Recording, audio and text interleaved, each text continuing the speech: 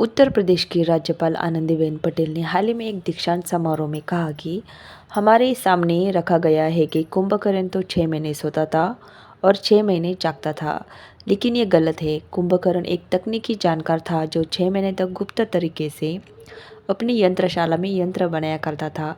उन्होंने ये भी कहा कि विमान का आविष्कार राइट बंधुओं ने नहीं बल्कि ऋषि भारद्वाज ने किया था। इसी संदर्भ में जानते हैं कि क्या कुंभकर्ण सच में एक इंजीनियर था। कहते हैं कि रावण के 6 भाई थे जिनके नाम इस प्रकार है: कुबेर, विभीषण, कुंभकर्ण, अहिरावण, खर और दूषण।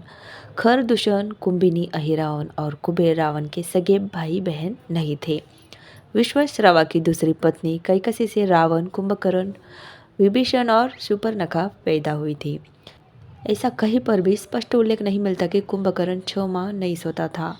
6 माह सोने का वरदान उसे भगवान ब्रह्मा से मिला था।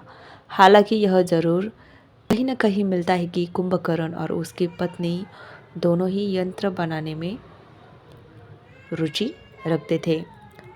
कुंभकर्ण की पत्नी वरोचन की कन्या वज्रज्वाला थी। उसकी एक दूसरी पत्नी का नाम करकटी था।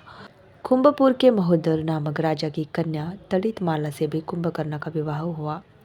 कुंभकर्ण के एक पुत्र का नाम मूलकासुर था जिसका वध माता सीता ने किया था। दूसरे का नाम भीम था। कहते हैं कि इस भीम के कारण ही भीमाशंकर नामक ज्योतिर्लिंग की स्थापना हुई थी। कहते हैं कि रावण की सेना में अस्त्र शस्त्र या यंत्र बनाने वाले एक से एक वैज्ञानिक थे, जैसे शुक्राचार्य, भार्गव, शंभुक और कुंभकर्ण और वज्रज्वाला। रामायण से इतर ग्रंथों के अनुसार रावण की एक गुप्त प्रयोगशाला थी। कुंभकर्ण अपनी पत्नी वज्रज्वाला के साथ उस प्रयोगशाला में तरह तरह के अस्त्र शस्त्र और यंत्र बनाने में ही लगा रहता था, जिसके चलते उनको खाने पीने की सूझ नहीं रहती थी। कुंभकर्ण की यंत्र मानव कला को ग्रेट इंडियन पुस्तक में विजार्ड आर्ट का दर्जा दिया गया है। इस कला में रावण की पत्नी धान्य मालिनी भी पारंगत थी।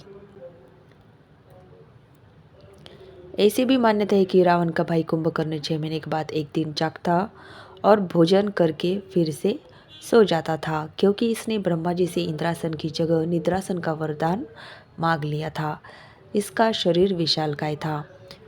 कहते हैं कि कुंभकर्ण जन्म लेते ही कई लोगों को खा गया था, जिससे घबराकर सारी प्रजा इंद्र से मदद मांगने लगी।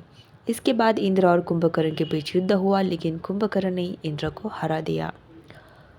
युद्ध के दौरान किसी तरह कुंभकर्ण को जगाया गया। कुंभकर्ण ने युद्ध में अपने विशाल शरीर से वानरों पर प्रहार करना शुरू कर दिया। इससे राम की सेना में हाहाकार मच गया। सेना का मनोबल बढ़ाने के लिए राम ने कुंभकर्ण को युद्ध के लिए ललकारा और भगवान राम के हाथों कुंभकर्ण वीरगति को प्राप्त हुआ। उसके शव के गिरने से लंका का बाहरी फाटक और परकोटा गिर गया था। ये सभी जानकारी हमारे कई वेद, पुराण और कई सारे ऐसे धार्मिक ग्रंथों में हमें मिलती है।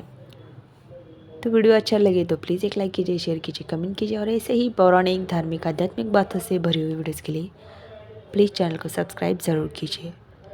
वीडियो अंत तक देखने के लिए आपका बहुत बहुत धन्यवाद। Thank you so much.